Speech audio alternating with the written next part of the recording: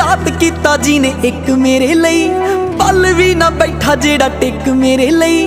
किन्ने एहसान मेरे सिर ते, सोच सोच अखों हंझू चो गया। बापू तेरे करके मैं पैरां ते खलो गया, तू सैकलां ते कट्टी ते मैं गड्डी जोगा हो गया। बापू तेरे करके मैं पैरां ते खलो गया, तू सैकलां ते कट्टी ते मैं गड्डी जोगा हो गया। सच आखा मेरी तां औकात नहीं कि जिन्ना कीता देवां तैनू मोड़ के।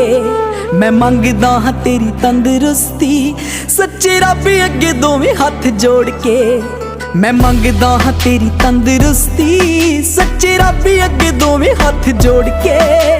मेरे हिस्से दे भी दुख सिरां नाल सैंदा, अपने जो दिल